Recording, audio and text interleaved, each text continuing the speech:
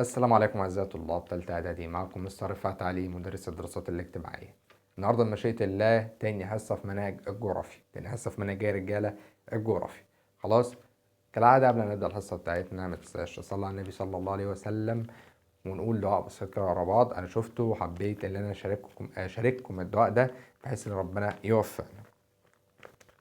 اللهم افتح لنا أبواب العلم وزينا بزينة الفهم وارزقنا الحكمة والمعرفة ووفقنا لما تحب وترضى يا رب العالمين.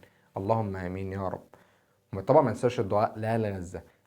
طبعا انت مستغربين ان انا عمال ابص تحت، انا كاتب بس الادعية ده في الورقة عشان ما انساش. اللهم كن عونا لاخواننا في غزة، اللهم احفظهم بحفظك وارفع عنهم البلاء والشدائد وفرج كربهم واشفي جراحهم وارحم شهدائه وارحم شهدائهم.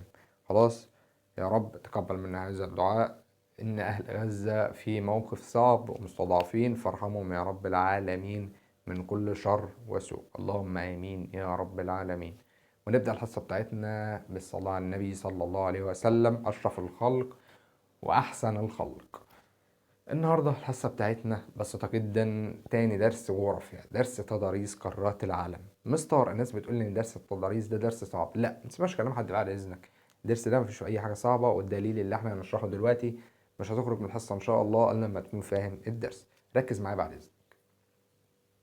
عم يجي يقول لك تضاريس لازم تعرف 3 حاجات: جبال، هضاب، سهول. جبال، هضاب، سهول. دي ال3 حاجات. عم يجي يقول لك كلمة تضاريس، كلمة تضاريس تنقسم من 3 حاجات: جبال، هضاب، سهول. خلاص.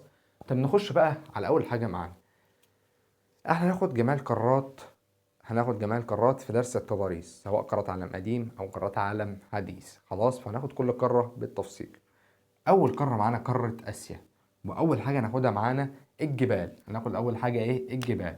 عندي في الغرب والوسط والشرق. عندي فين؟ في الغرب والوسط والشرق. عندي في الغرب جبال اسمها جبال طوروس. اسمها يا مستر جبال طوروس، جبال طوروس. طب وجبال ايه تاني؟ جبال زاجروس في العراق. طب يا مستر جبال طوروس فين؟ في تركيا. جبال طوروس في تركيا، زاجروس في العراق، طوروس في تركيا. زاجروس في العراق، طوروس في تركيا. طب عندي جبال في وسط القارة اسمها سلاسل جبال الهيمالايا. سلاسل جبال ايه؟ الهيمالايا. ركز معايا في الكلام اللي هقوله عشان ممكن تكون اول مرة تسمعه. سلاسل جبال الهيمالايا في الوسط. وسلاسل جبال الهيمالايا فيها اعلى قمة جبلية في العالم. طب مستر انا مش عارف يعني ايه اصلا سلاسل جبال. كلمة سلاسل جبال يعني جبال جنب بعض، جبال لازقة في بعض. تلاقي الجبال كده ماشيين مع بعض كده كده، فاهم؟ هتبقى عاملة ازاي يا مستر؟ سلاسل الجبال عاملة كده. دي سلاسل الجبال. بقول لك في سلاسل جبال الهيمالايا في جبل اسمه جبل ايفرست. جبل ايه؟ ايفرست. ده اعلى قمة جبلية في العالم. اسمه يا مستر ايفرست، اعلى قمة جبلية في العالم. يبقى تاني جبال غرب القارة، جبال طوروس فين؟ في تركيا. وجبال زاجروس فين؟ في العراق. طب جبال وسط القارة، سلاسل جبال الهيمالايا، ويخرج منها اعلى قمة جبلية وهو جبل ايفرست. وعندي جبال في الشرق اسمها جبال اليابان.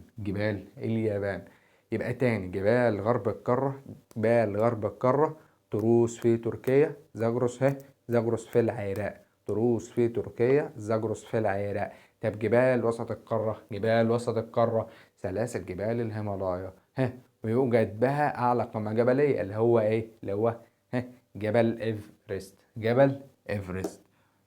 وفي جبال شرق القارة اللي هي جبال اليابان. لو انت معاك الخريطة يا ريت تفتحها وتبص فيها وتعرف اماكن كل حاجة، سواء الجبال او الهضاب او السهول، عشان ممكن يجيلك يقول لك ده سهل ايه، او ده هضبة ايه، او ده جبل ايه. طب تاني حاجة الهضاب. انا عندي والله برضو 3 اماكن في الوسط والجنوب الغرب. والجنوب الغرب. اسيا عندها 3 اماكن من الهضاب: وسط جنوب جنوب غرب، وسط جنوب جنوب غرب. طب عندي في الوسط بص هقول لك على حاجه. قاره اسيا قاره كبيره. هنعتبر ان قاره اسيا دي فصل، هنعتبرها اللي هي فصل. خلاص. عارف كده لما تخش الفصل اول مره تلاقي عيل تبت قاعد كده في نص الفصل، تلاقي عيل رخم كده وبتقول له ده عيل تبت يا ابني، تيجي تقول لصاحبك والله ولا صاحبتك البت دي تبت قاعده في نص الفصل. يعني كان نفسي اقعد في المكان ده البت دي قاعده فيه. قاعده فين؟ في النص، في الوسط. عندي هضبه اسمها هضبه التبت. هضبه ايه؟ التبت. هضبه التبت موجوده فين؟ في وسط القاره.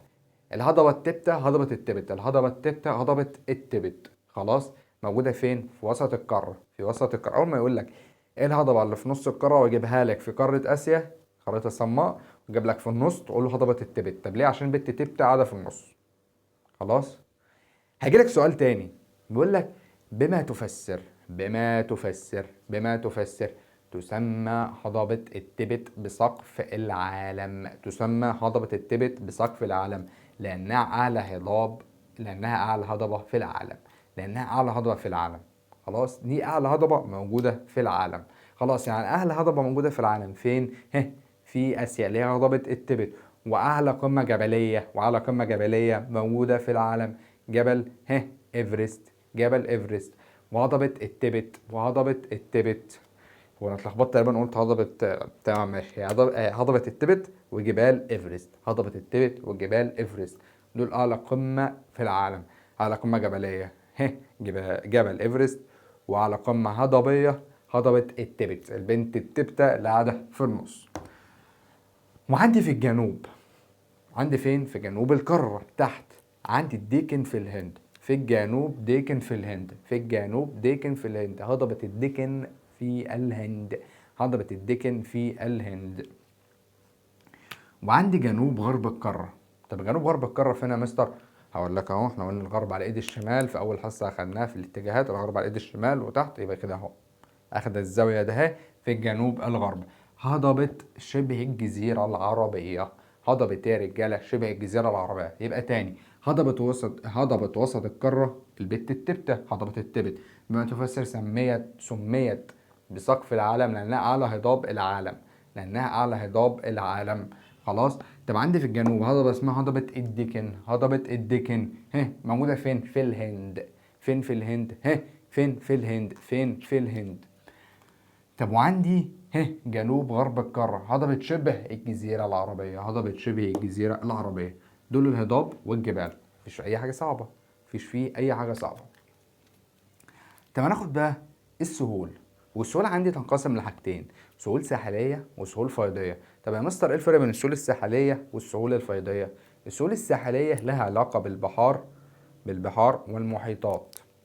لها علاقة بالايه؟ بالبحار والمحيطات. طب والسهول الفيضية؟ السهول الفيضية دي علاقة بالأنهار. لها علاقة بقى يا رجالة بالأنهار. لها علاقة بالأنهار. يعني أي حاجة تقول لك نهر كذا بسهول فيضية، أي حاجة يقول لك بحر كذا أو محيط كذا تبقى سهول ساحلية. سهول ساحلية. ركز معايا. بيقول لك على طول سواحل المحيطات اللي هي السهول الساحلية، على طول سواحل المحيطات. مثل هي ايه المحيطات اللي موجودة عندي في قارة آسيا؟ فاكر أول حصة؟ فاكر أول حصة؟ استفدنا بيها دلوقتي في الدرس ده. عندي في الشمال محيط قطب شمالي، في الشمال محيط قطب شمالي، في الشرق محيط هادي، في الشرق محيط هادي. طب في الغرب محيط هندي. في الغرب محيط هندي، في الغرب محيط هندي. خلاص. يبقى تاني السهول الساحلية على طول سواحل، على طول السواحل، سواء بحار أو محيطات، سواء بحار أو محيطات. طب ايه بقى المحيطات اللي موجودة عندي؟ محيط قطب شمالي، محيط هادي، محيط هندي. طب اكيد عندي بحار في قارة اسيا. بحر واحد عايزك تعرفه، بحر اسمه بحر قزوين. بحر قزوين ليه يا مستر قلت البحر ده الوحيد اللي انا عايز اعرفه؟ هقول لك ليه. بحر قزوين بحر داخلي. بحر يا مستر داخلي، يعني داخل القارة، داخل دولة. ما بيصبش في اي حاجة، ما بيصبش في اي حاجة. خلاص. غير متصل بأي حاجة داخل القارة. بحر مغلق، بحر مغلق، بحر مغلق. أنا بعد عليها 3 مرات أهو. بحر، دي المرة الرابعة. بحر مغلق. يبقى أقول لك أكبر بحر مغلق في العالم في قارة آسيا هو بحر قزوين. بحر قزوين. انا بقول بالراحه، ماشي بالراحه، واحده واحده، حتى لو حصه تطول شويه، لكن عايزك تخرج من الحصه ان شاء الله فاهم. خلاص. طب نخش على السهول الفيضيه. عندي في الشمال وفي الشرق. طب ايه يا مستر اللي موجود عندي في الشمال؟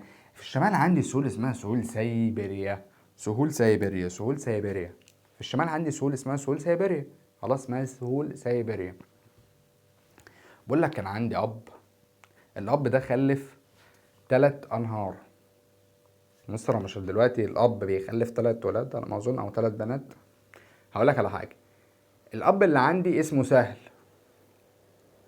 هو اسمه سهل يعني، مش هقول لك اسمه، لا هو اسمه سهل. طب اسم السهل ايه؟ سهول سيبيريا. سهول ايه؟ سيبيريا. سهول سيبيريا دي خلفت 3 انهار، اوب وينسي ولينا. اوب وينسي ولينا. لو معاك الخريطه بعد اذنك افتحها، لو معاك الخريطه بعد اذن حضرتك افتحها. اوب وينسي ولينا. يبقى تاني، سهول سيبيريا خلفت 3 انهار، اوب وينسي ولينا. سهول سيبيريا خلفت 3 انهار، اوب وينسي ولينا. اقولها لك على حاجه، انا بقولها للطلبه اللي عندي في المجموعه، بقولها لهم كده اهو. سهول سيبيريا حصل حاجه معاه مختلفه جدا. ايه هي؟ خلف 3 انهار، اوب ونسى لينا. اوب ونسى لينا. اوب ونسى لينا. ليه يا مستر بتقول اوب نسى لينا؟ اسهل لك، اسهل اللفظ، اسهل. اوب وينسى ولينا، لا تقول اوب نسى لينا. اوب نسى لينا، بس اوعى تكتبها في الامتحان اوب نسى لينا، لا. اوب وينسي ولينا دي تبع سهول. جدع، سهول سيبيريا. طب عندي بقى، احنا قلنا سهول سيبيريا فين؟ في الشمال. قلنا سهول سيبيريا فين؟ في الشمال. طب ايه السهول اللي في الشرق؟ الشرق على ايدي اليمين، شرق القاره، يبقى عند الايه؟ الصين. سهول، سهول منشوريا وسهول شرق الصين. سهول منشوريا وسهول شرق الصين. طب مستر بعد اذنك، سهول شرق الصين، سهول شرق الصين بتصب في نهر اسمه نهر اليانجستي. اسمه نهر اليانجستي. اسمه نهر اليانجستي. يبقى سهول شرق الصين عند نهر، هي يا عم قول بقى اليانجستي. سهول شرق الصين عند نهر اليانجستي. خلاص. طب نخش بقى على السهل اللي بعده. سهول نهر دجلة والفرات. سهول نهر دجلة والفرات. سهول نهر دجلة والفرات. طب مستر بعد اذنك، سهول نهر دجلة والفرات دي موجودة فين؟ في الغرب. نهر دجلة والفرات فين؟ مش في العراق، يبقى في الغرب. موجودة في الغرب. هيجيب لك السهول اللي في الغرب، السهول الفيضية في الغرب في قارة آسيا، مش موجودة عندك في الكتاب. هتقول له سهول نهر دجلة والفرات. سهول نهر دجلة والفرات. طب بيصبوا فين يا مستر؟ بيصبوا في الخليج العربي. يصبوا فين؟ في الخليج العربي. دجلة والفرات يصبون في الخليج العربي. لسه عندي سهول تانية يا مستر في آسيا؟ ايوه لسه عندي اخر واحد معايا. ركز. سهول نهر السند. سهول نهر السند بيصب في البحر العربي. سهل نهر السند بيصب فين؟ في البحر العربي. ومن البحر العربي الى المحيط الهندي. من البحر العربي للمحيط الهندي. يبقى انا دلوقتي عندي 4 سهول في قارة اسيا. في قارة اسيا، انا كل ده بتكلم على قارة اسيا. اول سهل سهول سيبيريا. سهول سيبيريا طلعنا منهم 3 انهار، اوب وينسي ولينا. اوب وينسي ولينا. اوب وينسي ولينا. طب دلوقتي عندي سهول في الشرق، سهول منشوريا وسهول شرق الصين. سهول شرق الصين يصبون في نهر اسمه نهر اليانجستي. وعندي سهول نهر دجلة والفرات يصبون في الخليج العربي. وعندي اخر نهر اخر سهل معايا سهول نهر السند في الجنوب يصبون في الخليج العربي، في البحر العربي. في البحر العربي ثم الى المحيط الهندي. ثم الى المحيط الهندي. دي باختصار قارة اسيا. تيجي نخش على القارة اللي بعدها. يلا يلا. تضاريس قارة أفريقيا. تضاريس قارة أفريقيا. أولا جبال وهضاب وسهول. جبال وهضاب وسهول. عندي الجبال في الشمال شمال شرقي، وفي الشرق وجنوب شرقي. يبقى تاني، في الشمال شمال شرقي، في الجنوب جنوب شرقي، في الشمال شمال شرقي، في الشرق جنوب شرقي. معلش أنا قلت في الجنوب الحتة اللي قبلها، معلش كده غلط. في الشرق والجنوب الشرقي. يبقى تاني، شمال شمال شرقي، شرق جنوب شرقي. خلاص. ركز معايا. بقول لك عندي في قارة افريقيا في الشمال عندي جبال اسمها جبال اطلس. جبال اطلس فين؟ في الشمال. يفصل ما بين جبال اطلس هضبة اسمها هضبة الشطوط. طب مستر بعد اذنك ممكن تعيدها تاني؟ عندي جبال اسمها جبال اطلس فين يا مستر؟ في قارة افريقيا. فين في قارة افريقيا؟ في الشمال. فين؟ في الشمال. طب يفصل ما بينهم هضبة الشطوط. يفصل ما بينهم هضبة الشطوط. وعندي في الشمال الشرقي، مش قلت شمال شمال شرقي، شرق جنوب جنوب شرقي، ها شمال شمال شرقي، شرق جنوب شرقي. خلاص. يبقى تاني في الشمال جبال اطلس، وعندي بقى في الشمال الشرقي عندي حاجة مهمة اسمها جبال البحر. جبال البحر الاحمر فين؟ في مصر والسودان واريتريا. فين يا مستر؟ مصر والسودان واريتريا. هتكتب لي مصر والسودان ما معروف، لكن هتنسى تكتب اريتريا. مصر والسودان واريتريا. مصر والسودان واريتريا. مصر والسودان واريتريا. يبقى تاني جبال البحر الاحمر فين؟ مصر والسودان واريتريا. في انهي حته؟ في الشمال الشرقي. في الشمال الشرقي لقاره افريقيا. خلاص. نخش بقى في الشرق. نخش على الشرق. عندي اتنين جبال او جبل كينيا وجبل كلامنجارو. جبل كينيا وجبل كلامنجارو. جبل كينيا وجبل كلامنجارو فين؟ في الشرق. انا عارف الكلام صعب لكن لازم تحفظه. ما تحفظش الدرس ده والله العظيم ما تعرف تحل حاجه. الدرس ده يعتبر حفظ. الدرس ده حفظ. المدرس عليه اللي هو يشرحه ويفهمه لك، لكن انت عليك بقى اللي انت تحفظ. عليك اللي انت تحفظ الدرس اللي هو تفهمه. يعني انا هقف هنا وهقعد اتكلم وهقعد اعيد وازيد في المنهج، وانت عليك اللي انت تحفظ. عليك اللي انت تحفظ عشان تعرف تحل. يبقى تاني عندي في الشرق اتنين. عندي الشرق اتنين. الشرق جبال افريقيا اتنين. شرق جبال افريقيا اتنين. جبال كينيا جبال كلامنجارو. جبال كينيا جبال كلامنجارو.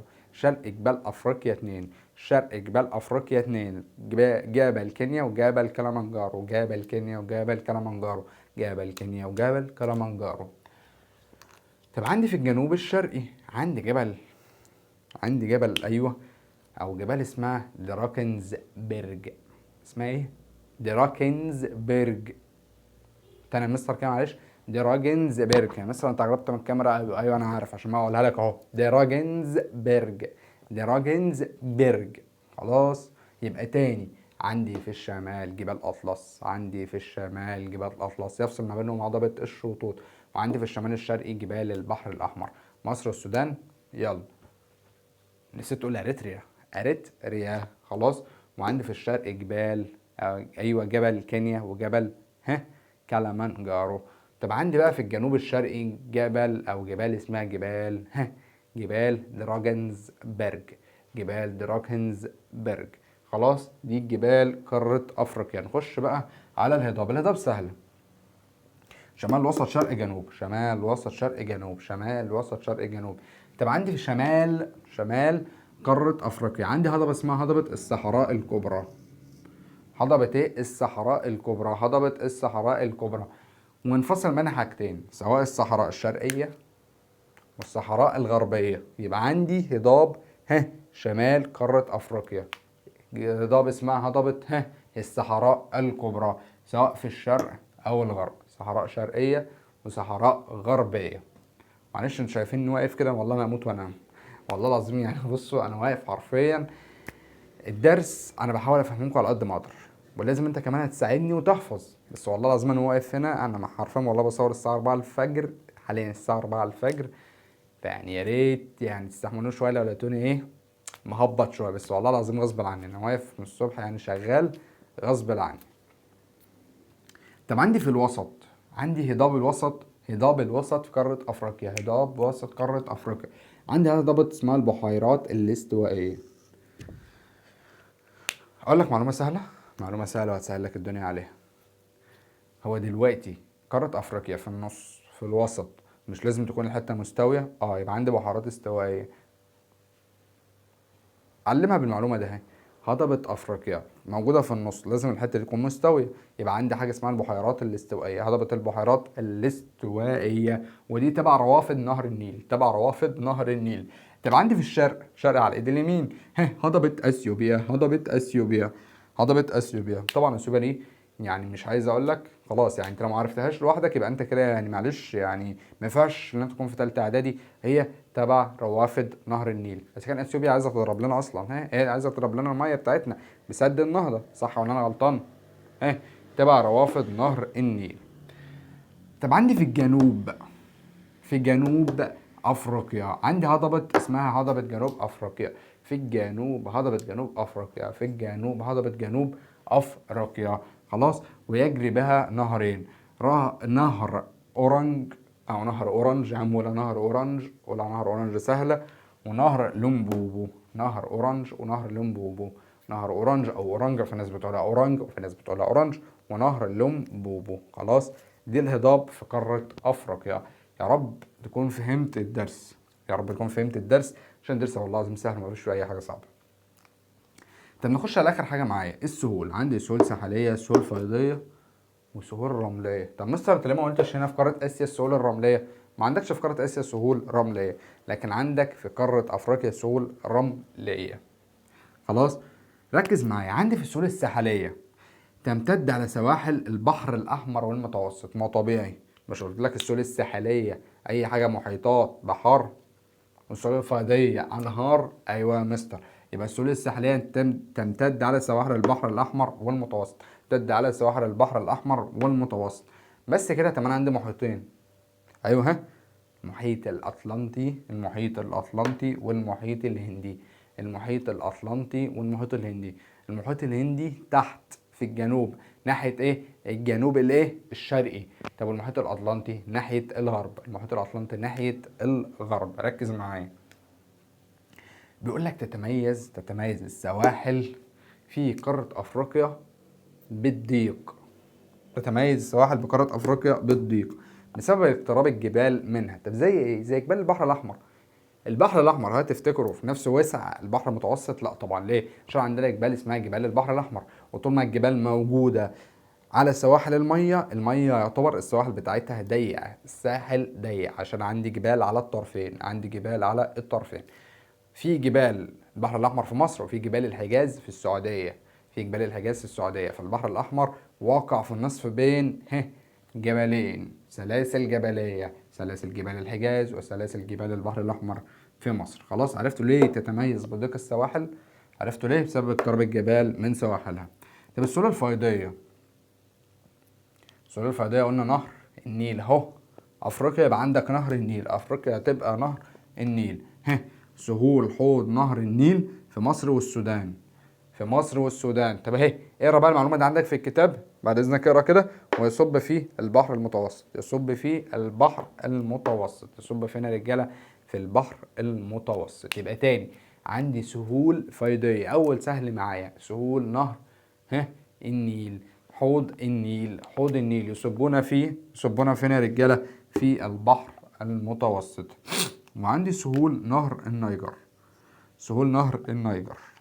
عايز اقول لكم بس على حاجه، يعني افك الحصه شويه.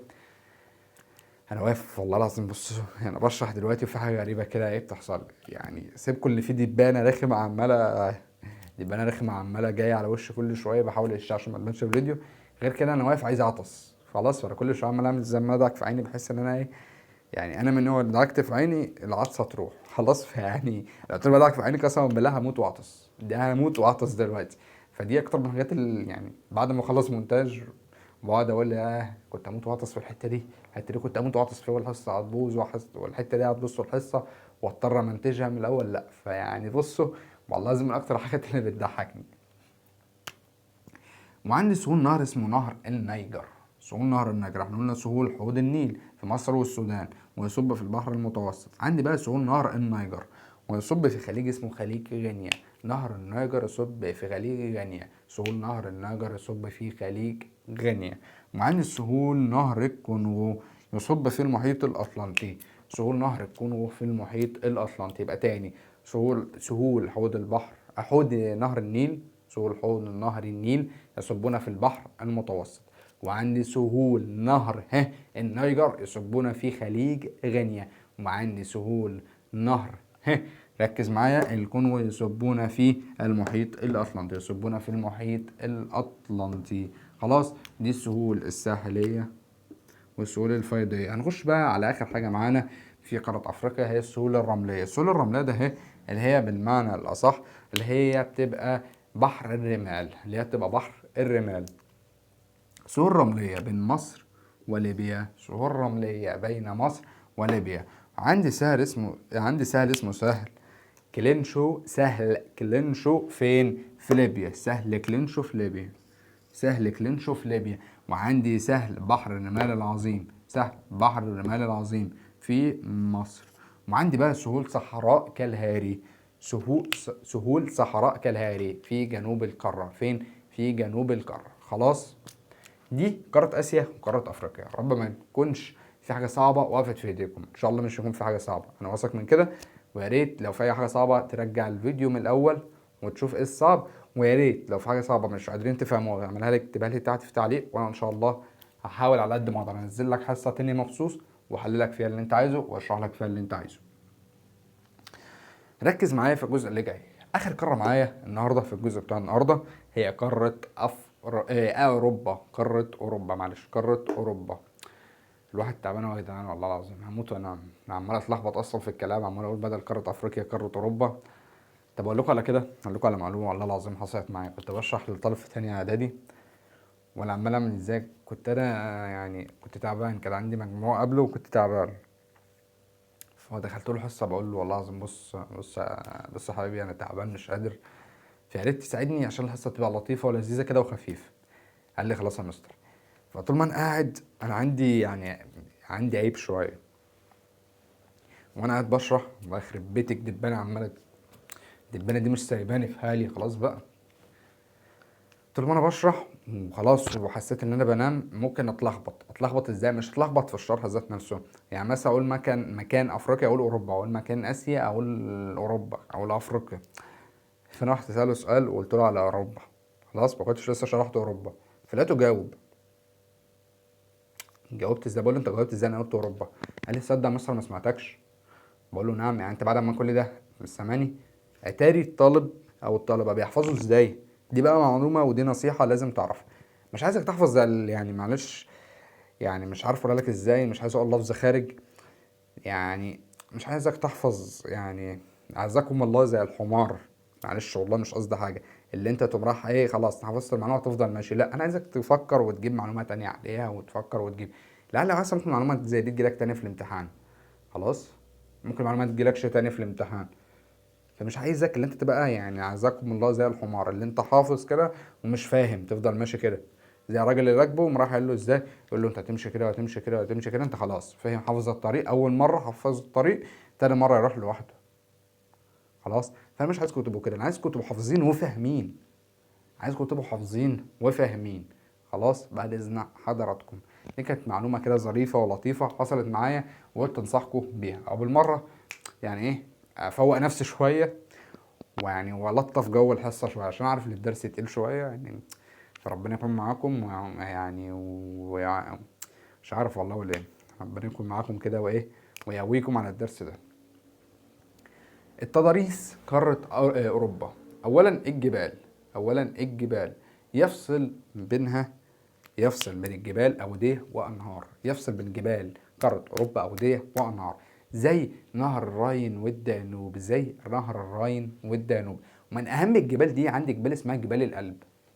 عندك جبال اسمها جبال الألب، تمتد من الغرب للشرق. جبال الألب تمتد من الغرب للشرق، من الغرب للشرق. خلاص، ولها مسميات أخرى.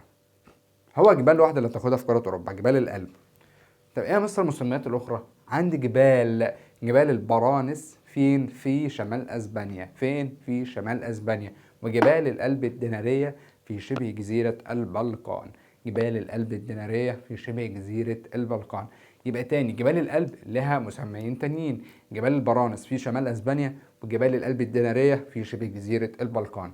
دي الجبال في قارة أوروبا. في حاجة صعبة؟ احنا كده خلصنا الجبال. طب نخش على تاني حاجه، الهضاب. الهضاب اصلا منها، احنا قلنا الجبال تمتد منين؟ من الغرب للشرق. الهضاب العكس، تمتد من الشرق للغرب. تمتد منين؟ من الشرق الى الغرب. خلاص، تمتد من الشرق الى الغرب. عندي هضبتين مهمين، هضبة المزيتا في معظم اسبانيا، وهضبة فرنسا الوسطى. هضبة فرنسا الوسطى، هضبة اسمها فرنسا الوسطى، موجودة داخل فرنسا. والهضبة ده يمر بها أعظم الأنهار في قارة أوروبا، هو نهر مركز في كتاب اسمه نهر السين. نهر السين، خلاص. ده أعظم أعظم الأنهار في فرنسا وفي أوروبا كلها، اسمه نهر السين. خلاص، دي الهضاب ودي الجبال. في حاجة صعبة في الاتنين؟ لا. يبقى تاني، الجبال عندي هو جبال الألب. جبال الألب لها مسميين تانيين، جبال البرانس في شمال اسبانيا، وجبال الألب الدنارية في شبه جزيرة البلقان. طب عندي الهضاب تمتد من الشرق إلى الغرب، تمتد من الشرق إلى الغرب. هضبة المزيتا فين؟ في معظم اسبانيا. وهضبة فرنسا الوسطى، ويمر بها أعظم أنهار أوروبا اللي هو نهر السين. نهر السين، خلاص. عندي بقى السهول، عندي سهول ساحلية وسهول فيضية. سهول ساحلية وسهول فيضية. تمتد السهول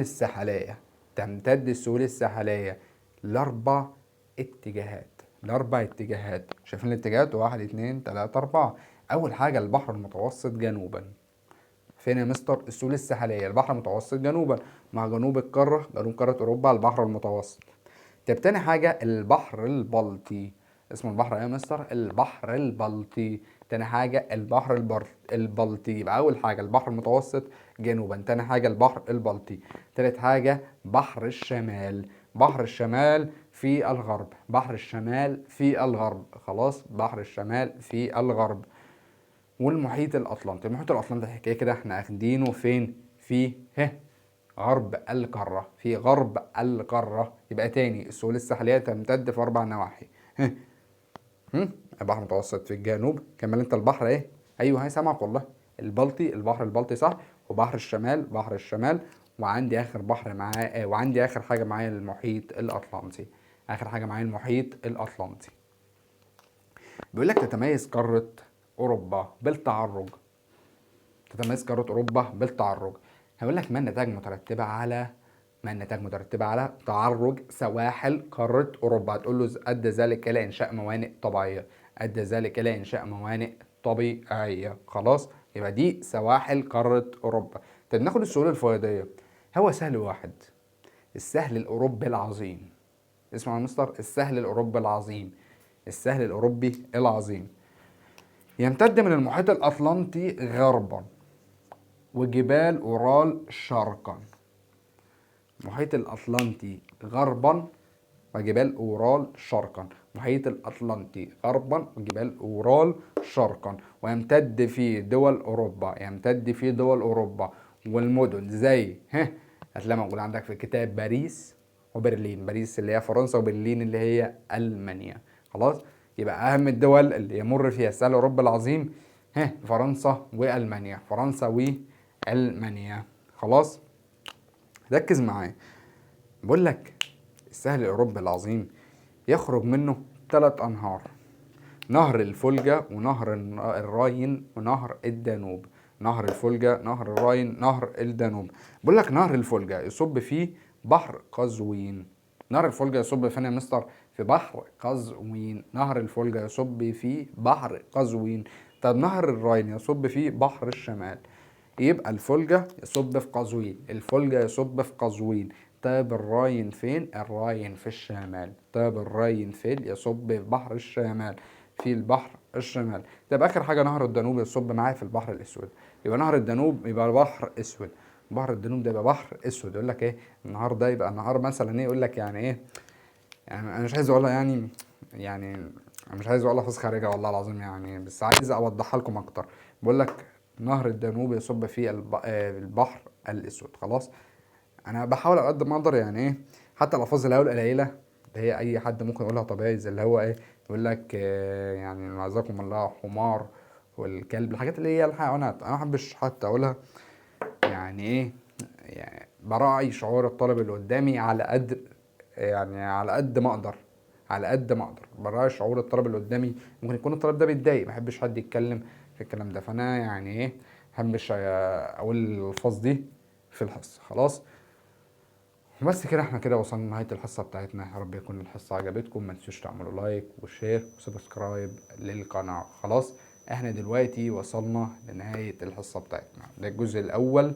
ان شاء الله يبقى في جزء تاني. استنوني بكرة ان شاء الله في الجزء التاني. انا عملت كده يعني ايه والله، بصوا عملت جدول، يعني جدول مش عارف انت تبصوا شايفينه ولا لا. انا عامله في ورقه عاديه انا ماشي عليه. الجدول ده انا ماشي عليه، يعني مثلا يوم السبت والحد طلاب تالتة اعدادي، يوم الاثنين والتلات طلاب اولى ثانوي، يوم الاربع والخميس طلاب تانية ثانوي، ويوم الجمعه انا باخده اجازه.